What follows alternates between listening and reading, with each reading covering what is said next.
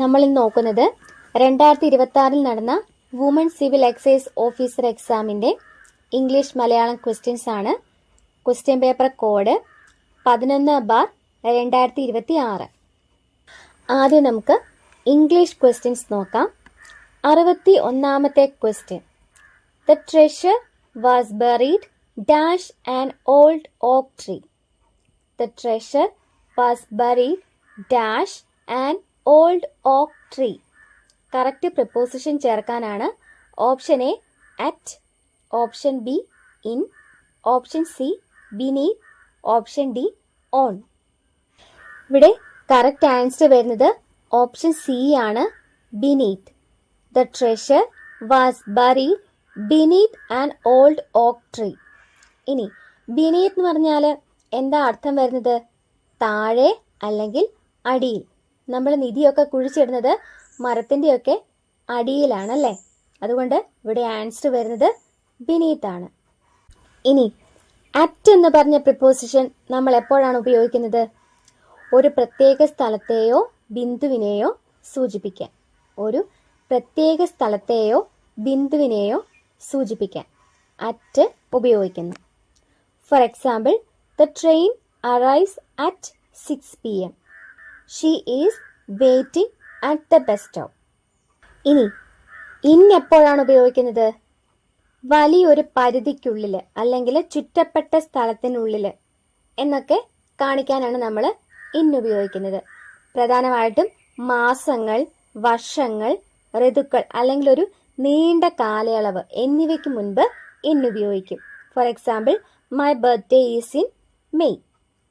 ഇനി രാജ്യങ്ങള്, നഗരങ്ങള് അല്ലെങ്കിൽ ഒരു അടഞ്ഞ മുറി അല്ലെങ്കിൽ ഒരു പെട്ടിക്കുള്ളിൽ എന്തെങ്കിലും ഒരു വസ്തു വെച്ചിരിക്കുന്നു, ഇതിനെയൊക്കെ പറയാൻ നമ്മൾ ഇൻ ഉപയോഗിക്കും. For example, he lives in Ernakulam. The keys are in my pocket.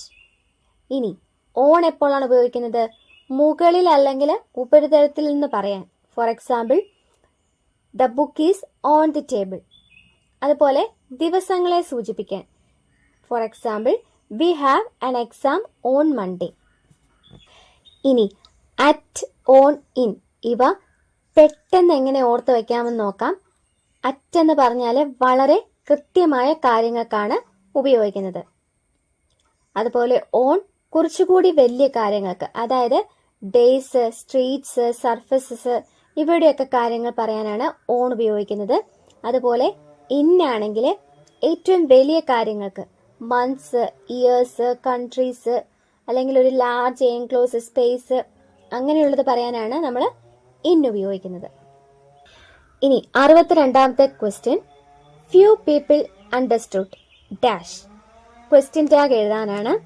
Option A didn't they, option B had they, option C hadn't they, option D did they. അപ്പം ഫ്യൂ പീപ്പിൾ അണ്ടർസ്റ്റുഡ് അതിന്റെ question tag എങ്ങനെ വരും? Option D did they. തന്നിരിക്കുന്ന സെന്റൻസിൽ few വന്നതുകൊണ്ട് ഇതൊരു negative sentence ആണ്. അതുകൊണ്ട് ടാഗ് വരുമ്പോൾ അത് പോസിറ്റീവ് ആകും. അതുപോലെ അണ്ടർസ്റ്റുഡ് എന്ന് വന്നിരിക്കുന്നത് കൊണ്ട് ഇത് പാസ്റ്റ് ടെൻസ് ആണ്. അപ്പം ഡിഡ് ദേ. ഇനി 63ാമത്തെ question. He dash the documents before signing. Phrasal verb ചേർക്കാനാണ്. Option A looked over, option B looked out, option C looked after, option D looked up. He dash the documents before signing. നമ്മൾ ഒരു document ഒക്കെ sign ചെയ്യുന്നതിന് മുന്നേ നമ്മൾ എന്ത് ചെയ്യും? അത് കാര്യമായിട്ട് പരിശോധിക്കുക അല്ലേ. അപ്പം കാര്യമായിട്ട് പരിശോധിക്കുക എന്നുള്ളതിന്റെ ഫ്രേസൽ വെർബാണ് option A looked over. He looked over the documents before signing. ഇനി ലുക്ഡ് ഔട്ട് എന്ന് പറഞ്ഞാൽ എന്താ? ജാഗ്രത പാലിക്കുക അല്ലെങ്കിൽ ശ്രദ്ധിക്കുക. ലുക്ഡ് ഔട്ട് എന്ന് പറഞ്ഞാൽ ജാഗ്രത പാലിക്കുക അല്ലെങ്കിൽ ശ്രദ്ധിക്കുക. ഇനി ലുക്ഡ് ആഫ്റ്റർ എന്ന് പറഞ്ഞാൽ സംരക്ഷിക്കുക. ലുക്ഡ് ആഫ്റ്റർ സംരക്ഷിക്കുക.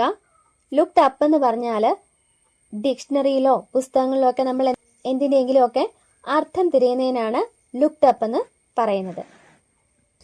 64ാമത്തെ question. He made a dash, talking to his friend loudly during the ceremony. ഓപ്ഷനിൽ തന്നിട്ടുള്ളതൊക്കെ ഫോറിൻ വേർഡ്സ് ആണ്. ഇതിൽ കറക്റ്റായിട്ട് ചേരുന്ന ഫോറിൻ വേർഡ് ഏതാണെന്നാണ് ക്വസ്റ്റ്യൻ.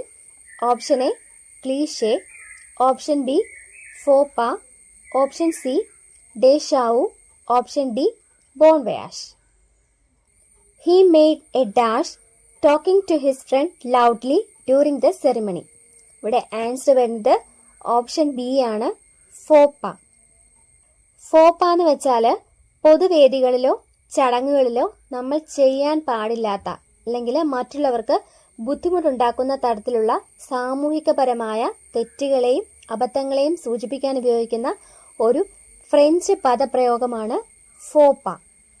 അപ്പം ഇവിടെ തന്നിരിക്കുന്ന സെന്റൻസിൽ ഒരു സെറിമണിയിൽ അവൻ തൻ്റെ ഫ്രണ്ടിനോട് വളരെ ഉച്ചത്തിൽ സംസാരിച്ചു. അതൊരു ഫംഗ്ഷൻ നടക്കുമ്പോൾ മറ്റുള്ളവർക്ക് ബുദ്ധിമുട്ടുണ്ടാക്കുന്ന കാര്യമാണ്. അപ്പം ഇവിടെ ചേരുന്ന വേർഡ് ഫോപ്പ. ഇനി ക്ലീഷേ എന്ന് പറഞ്ഞാൽ എന്താ? അമിതമായി ഉപയോഗിച്ച് മടുപ്പുളവാക്കുന്ന കാര്യങ്ങൾ അല്ലെങ്കിൽ പദപ്രയോഗങ്ങൾ, അതാണ് ക്ലീഷേ. ഇനി ഓപ്ഷൻ സി ഡേഷാവു എന്ന് പറഞ്ഞാൽ ഇപ്പോൾ നടക്കുന്ന ഒരു കാര്യം മുൻപെന്നോ സംഭവിച്ചിട്ടുള്ളതായി തോന്നുന്ന ഒരു മാനസികാവസ്ഥ. ഇപ്പോൾ നടക്കുന്ന ഒരു കാര്യം മുൻപെന്നോ സംഭവിച്ചിട്ടുള്ളതായി തോന്നുന്ന ഒരു മാനസികാവസ്ഥയ്ക്ക് പറയുന്ന പേരാണ് ഡേഷാവു. ഇനി option D bon വയാഷ്.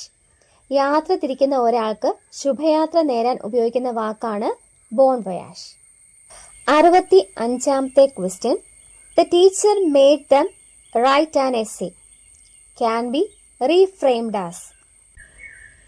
Option A, they were made to write an essay. Option B, they were being made to write an essay. Option C, they had been made to write an essay. Option D, they were made write an essay. അപ്പം തന്നിരിക്കുന്ന sentence reframe ചെയ്യാനാണ് പറഞ്ഞിരിക്കുന്നത്. അതായത് തന്നിരിക്കുന്നത് ഒരു active voice ആണ്, അതിനെ passive voice ആയിട്ട് മാറ്റുക. The teacher made them write an essay. ഇതിന്റെ പാസീവ് ഫോം ആണ് option A, they were made to write an essay. ഇനി ആക്റ്റീവ് വോയിസ് ഉള്ള ഒരു സെന്റൻസ് പാസീവ് വോയിസിലോട്ട് മാറ്റുമ്പോൾ എന്താ ശ്രദ്ധിക്കേണ്ടത്? ഇവിടെ തന്നിരിക്കുന്ന ആക്റ്റീവ് വോയിസ് സിമ്പിൾ പാസ്റ്റിലുള്ള സെന്റൻസ് ആണ്. ആക്റ്റീവ് വോയിസിൽ മേക്ക് എന്ന ഓക്സിലറി വെർബ് വരുമ്പോൾ അതിനുശേഷം ടു ഇല്ലാത്ത ക്രിയ ഉപയോഗിക്കണം. ഇവിടെ തന്നിരിക്കുന്നത് എന്താ? The teacher made them write an essay. അവിടെ ടു ഇല്ലാത്ത ബെയർ ഇൻഫിനിറ്റീവ്, അതായത് റൈറ്റ് എന്നാണ് തന്നിരിക്കുന്നത്. ഇനി മെയ്ക്ക് എന്ന ക്രിയയെ പാസീവിലോട്ട് മാറ്റുമ്പോൾ അതിനുശേഷം എപ്പോഴും ടു പ്ലസ് വെർബ് വരണം. ആക്റ്റീവ് വോയിസിൽ മേക്കിന് ശേഷം ടു ഇല്ലാത്ത വെർബ് വേണം ഉപയോഗിക്കാൻ. എന്നാൽ അതിനെ പാസീവിലോട്ട് മാറ്റുമ്പോൾ അതിനുശേഷം എപ്പോഴും ടു പ്ലസ് വെർബ് ഉപയോഗിക്കണം. അതുപോലെ ആക്റ്റീവ് വോയിസിലെ ഒബ്ജക്റ്റ് ആണ് പാസീവില് സബ്ജക്റ്റ് ആയിട്ട് വരുന്നത്. ഇവിടെ ആക്റ്റീവ് വോയിസിൽ ഒബ്ജക്റ്റ് ആയിട്ട് വരുന്നത് ദം ആണ്. അത് പാസീവില് സബ്ജക്റ്റ് ആയിട്ട് വരുമ്പോൾ ദേ ആയിട്ട് മാറും. അതുപോലെ വാചകം സിമ്പിൾ പാസ്റ്റ് ആയതുകൊണ്ട് ദേയോടൊപ്പം വെയർ മെയ്ഡ് എന്ന് വരും. മെയ്ഡിന് ശേഷം ടു പ്ലസ് വെർബ് ചേർക്കണം, അതായത് ടു റൈറ്റ്. അപ്പം ആൻസർ എങ്ങനെ വരും? They were made to write an essay. ഇനി 66ാമത്തെ question. Between you and dash this plan might fail. Option A us, option B I, option C me, option D them. ഇവിടെ answer വരുന്നത് option C ആണ്, me. Between you and me this plan might fail. ഇനി അവിടെ എങ്ങനെയാണ് me വന്നത്? Between എന്നതൊരു preposition ആണ്. Between എന്നത് ഒരു പ്രിപ്പോസിഷൻ ആണ്. ഒരു പ്രിപ്പോസിഷന് ശേഷം എപ്പോഴും വരുന്നത് ഒബ്ജക്റ്റീവ് പ്രൊനൗൺസ്, അതായത് me, us, him, her, them ആയിരിക്കണം. ഒരു പ്രിപ്പോസിഷന് ശേഷം എപ്പോഴും വരുന്നത് ഒബ്ജക്റ്റീവ് പ്രൊനൗൺ ആയിരിക്കണം. ഇവിടെ ഐ എന്നതിന് പകരം അതിൻ്റെ ഒബ്ജക്റ്റീവ് രൂപമായ മീ ആണ് ഉപയോഗിക്കേണ്ടത്. Between you and me this plan might fail. 67ാമത്തെ question. You dash understood it better if you had listen carefully. You dash understood it better if you had listen carefully. Option A would have, option B will have, option C won't have, option D wouldn't have. ഇതിന്റെ answer എന്താ വരുന്നത്? Option A would have. You would have understood it better if you had listened carefully. തന്നിരിക്കുന്ന ഒരു if close ആണല്ലേ. അപ്പം ഇതിന്റെ rule എങ്ങനെ വരും? if ക്ലോസിൽ പാസ്റ്റ് പെർഫെക്റ്റ് വന്നാൽ main ക്ലോസിൽ would, should or might plus have plus V3 വരണം.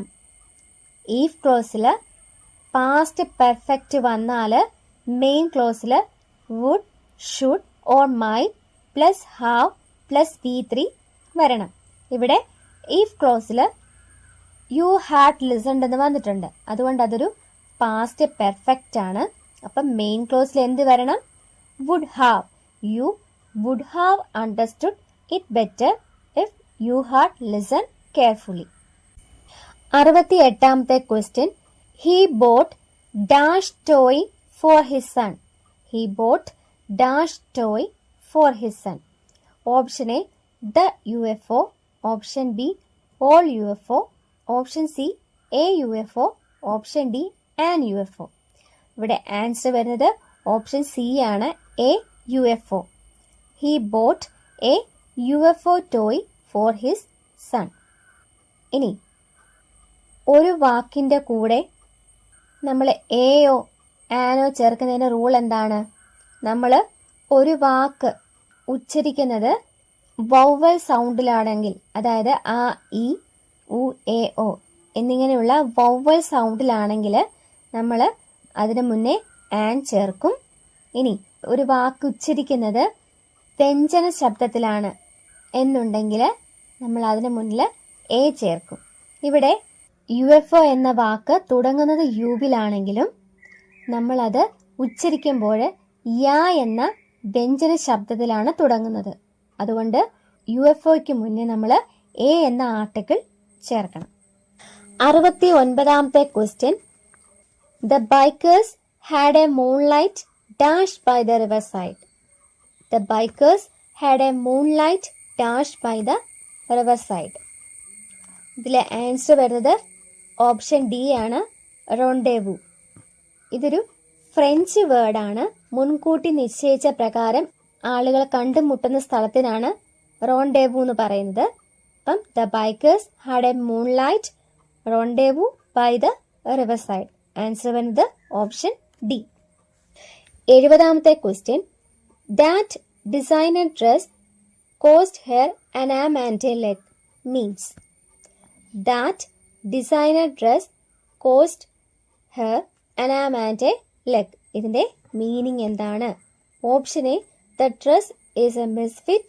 Option B the dress is extremely costly.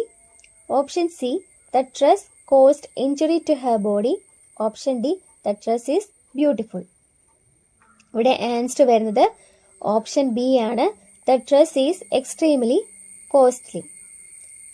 Cost and arm and a leg എന്നതിൻ്റെ മീനിങ് വരുന്നത് വളരെ വില കൂടിയത് എന്നാണ്. അപ്പം തന്നിരിക്കുന്ന സെന്റൻസിന്റെ meaning the dress is extremely costly.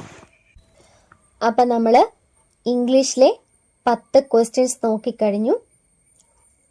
നമ്മുടെ ടെലഗ്രാം ചാനലിൽ current affairs, PYQ with connected facts, new SCRT text book എന്നിവയുടെ ക്ലാസ്സുകളുടെ ലൈവ് സെക്ഷൻസ് ഉണ്ടായിരിക്കുന്നതാണ്. ലൈവ് സെഷൻസ് അറ്റൻഡ് ചെയ്യാൻ പറ്റാത്തവർക്ക് നമ്മുടെ മെയിൻ ചാനലായ എയിം ഫോർ PSCയിൽ ഇവയുടെ റെക്കോർഡ് ക്ലാസ്സസ് ലഭിക്കുന്നതാണ്. അപ്പോൾ എല്ലാവരും ആ ക്ലാസ്സുകൾ കൂടെ കാണാൻ ശ്രമിക്കുക. ഇനി നമുക്ക് മലയാളത്തിലെ 10 ക്വസ്റ്റ്യൻസ് കൂടെ നോക്കാം. 71ാമത്തെ ക്വസ്റ്റ്യൻ. താഴെ തന്നിരിക്കുന്നവയിൽ ശരിയായ പദമേത്? ആൻസർ വരുന്നത് ഓപ്ഷൻ ഡി, വിഡ്ഢിത്തം. തന്നിരിക്കുന്ന ഓപ്ഷനിൽ ശരിയായിട്ട് വരുന്നത് ഓപ്ഷൻ ഡി ആണ്, വിഡ്ഢിത്തം. ഇനി 72ാമത്തെ ക്വസ്റ്റ്യൻ, വില്ല് എന്നർത്ഥം വരാത്ത പദമേത്? വില്ല് എന്നർത്ഥം വരാത്ത പദം. ഓപ്ഷൻ എ ചാപം, ഓപ്ഷൻ ബി കാർമുഖം, ഓപ്ഷൻ സി അമ്പ്, ഓപ്ഷൻ ഡി കോദണ്ഡം. ഇതിൻ്റെ ആൻസർ വരുന്നത് ഓപ്ഷൻ സി ആണ്, അമ്പ്. നമ്മൾ അമ്പും വില്ലും എന്നാണ് പറയുക അല്ലേ?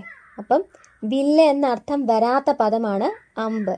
അപ്പം ചാപം, കാർമുഖം, കോദണ്ഡം ഇവയെല്ലാം വില്ലിൻ്റെ പര്യായ പദങ്ങളാണ്. എന്തൊക്കെയാണ്? ചാപം, കാർമുഖം, കോദണ്ഡം. ചാപം, കാർമുഖം, കോദണ്ഡം വില്ലിൻ്റെ പര്യായ പദങ്ങളാണ്. 73ാമത്തെ ക്വസ്റ്റ്യൻ, ഉദാരൻ എന്ന പദത്തിൻ്റെ വിപരീതാർത്ഥമായി വരുന്ന പദമേത്? ഉദാരൻ എന്ന പദത്തിൻ്റെ വിപരീതം. ഓപ്ഷൻ എ സുതാരൻ, ഓപ്ഷൻ ബി കൃപണൻ, ഓപ്ഷൻ സി കൃതാർത്ഥൻ, ഓപ്ഷൻ ഡി കൃത്യവിലോമൻ. ഇതിൻ്റെ ആൻസർ വരുന്നത് ഓപ്ഷൻ ബി ആണ്, കൃപണൻ. ഉദാരൻ എന്ന പദത്തിൻ്റെ വിപരീത പദമാണ് കൃപണൻ.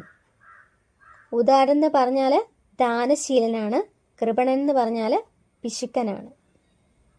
74ാമത്തെ ക്വസ്റ്റ്യൻ, പെരുമ്പറ എന്ന പദം പിരിച്ചെഴുതുക. പെരുമ്പറ എന്ന പദം പിരിച്ചെഴുതുക. ആൻസർ വരുന്നത് ഓപ്ഷൻ എ പെരും പ്ലസ് പറ. 75ാമത്തെ ക്വസ്റ്റ്യൻ, കർത്താവ് എന്ന പദത്തിന്റെ എതിർലിംഗമായി വരുന്ന പദം? ഓപ്ഷൻ എ കർത്തൃണി, ഓപ്ഷൻ ബി കരിണി, ഓപ്ഷൻ സി കർത്തൃ, ഓപ്ഷൻ ഡി കർമ്മി. കർത്താവ് എന്ന പദത്തിന്റെ എതിർലിംഗമാണ് ഓപ്ഷൻ സി കർത്തൃ. 76ാമത്തെ ക്വസ്റ്റ്യൻ, താഴെ തന്നിരിക്കുന്നതിൽ ബഹുവചനത്തിന് ഉദാഹരണമേത്? ഓപ്ഷൻ എ ഭട്ടർ, ഓപ്ഷൻ ബി മാരാർ, ഓപ്ഷൻ സി മിടുക്കർ, ഓപ്ഷൻ ഡി തട്ടാർ. ആൻസർ വരുന്നത് ഓപ്ഷൻ സി ആണ്, മിടുക്കർ. ബഹുവചനത്തിന് ഉദാഹരണം ഓപ്ഷൻ സി മിടുക്കർ. 77ാമത്തെ ക്വസ്റ്റ്യൻ, അഞ്ചാറ് എന്ന പദത്തെ ഘടകപദങ്ങളാക്കുക. അഞ്ചാറ് എന്ന പദത്തെ ഘടകപദങ്ങളാക്കുക. ഓപ്ഷൻ എ അഞ്ചോ ആറോ, ഓപ്ഷൻ ബി അഞ്ചും ആറും, ഓപ്ഷൻ സി 6ൽ 5, ഓപ്ഷൻ ഡി 5 അല്ലെങ്കിൽ 6. ഇതിന്റെ ആൻസർ വരുന്നത് ഓപ്ഷൻ എ ആണ്, അഞ്ചോ ആറോ. അഞ്ചാറ് എന്ന പദത്തെ ഘടകപദങ്ങളാക്കിയാൽ അഞ്ചോ ആറോ. 78ാമത്തെ ക്വസ്റ്റ്യൻ, വയറ്റത്തടിക്കുക എന്ന ശൈലിയുടെ അർത്ഥത്തെ സൂചിപ്പിക്കാത്ത പ്രയോഗം. വയറ്റത്തടിക്കുക എന്ന ശൈലിയുടെ അർത്ഥത്തെ സൂചിപ്പിക്കാത്ത പ്രയോഗം. ക്വസ്റ്റ്യൻ ശരിക്ക് വായിക്കണം. സൂചിപ്പിക്കാത്ത പ്രയോഗം എന്നാണ് ചോദിച്ചിരിക്കുന്നത്. ഓപ്ഷൻ എ ഗതി മുട്ടിക്കുക, ഓപ്ഷൻ ബി കഷ്ടപ്പെടുത്തുക, ഓപ്ഷൻ സി ദുഃഖിപ്പിക്കുക, ഓപ്ഷൻ ഡി സന്തോഷിപ്പിക്കുക. ആൻസർ വരുന്നത് ഓപ്ഷൻ ഡി ആണ്, സന്തോഷിപ്പിക്കുക. വയറ്റത്തടിക്കുക എന്ന ശൈലിയുടെ അർത്ഥത്തെ സൂചിപ്പിക്കാത്ത പ്രയോഗം സന്തോഷിപ്പിക്കുക. 79ാമത്തെ ക്വസ്റ്റ്യൻ, പുത്രന്റെ ഭാര്യ എന്നർത്ഥം വരുന്ന പദം? പുത്രന്റെ ഭാര്യ എന്നർത്ഥം വരുന്ന പദം. ഓപ്ഷൻ എ പൗത്രി, ഓപ്ഷൻ ബി സ്നുഷ, ഓപ്ഷൻ സി ദൗഹിത്രി, ഓപ്ഷൻ ഡി ധാത്രി. ആൻസർ വരുന്നത് ഓപ്ഷൻ ബി ആണ്, സ്നുഷ. പുത്രന്റെ ഭാര്യ എന്ന അർത്ഥം വരുന്ന പദമാണ് സ്നുഷ. ഇനി പൗത്രി എന്ന് പറഞ്ഞാൽ എന്താ? മകന്റെ മകൾ. മകന്റെ മകൾ എന്നുള്ളതിന്റെ വാക്കാണ് പൗത്രി. ദൗഹിത്രി എന്ന് പറഞ്ഞാൽ മകളുടെ മകൾ. ദൗഹിത്രി മകളുടെ മകൾ. ധാത്രി വളർത്തമ്മ അല്ലെങ്കിൽ ഭൂമി എന്നൊക്കെയാണ് അർത്ഥം. പൗത്രി മകന്റെ മകൾ, സ്നുഷ പുത്രന്റെ ഭാര്യ, ദൗഹിത്രി മകളുടെ മകൾ, ധാത്രി വളർത്തമ്മ അല്ലെങ്കിൽ ഭൂമി. 80ാമത്തെ ക്വസ്റ്റ്യൻ, ടു റൂട്ട് ഔട്ട് എന്ന ഇംഗ്ലീഷ് ശൈലിയുടെ ശരിയായ പരിഭാഷ. ടു റൂട്ട് ഔട്ട് എന്ന ഇംഗ്ലീഷ് ശൈലിയുടെ ശരിയായ പരിഭാഷ. ഓപ്ഷൻ എ സ്ഥാനം പിഴയ്ക്കുക, ഓപ്ഷൻ ബി നന്ദികേട് കാണിക്കുക, ഓപ്ഷൻ സി ഉന്മൂലനം ചെയ്യുക, ഓപ്ഷൻ ഡി ഹരിശ്രീ കുറിക്കുക. ആൻസർ വരുന്നത് ഓപ്ഷൻ സി ആണ്, ഉന്മൂലനം ചെയ്യുക. ടു റൂട്ട് ഔട്ട് എന്ന ഇംഗ്ലീഷ് ശൈലിയുടെ ശരിയായ പരിഭാഷയാണ് ഉന്മൂലനം ചെയ്യുക. അപ്പം നമ്മളിന്ന് 11/2026 ക്വസ്റ്റ്യൻ പേപ്പറിലെ ഇംഗ്ലീഷ് മലയാളം ക്വസ്റ്റ്യൻസ് ആണ് നോക്കിയത്. അപ്പോൾ പുതിയൊരു ക്ലാസ്സിൽ വീണ്ടും കാണാം. Thank you. Happy learning.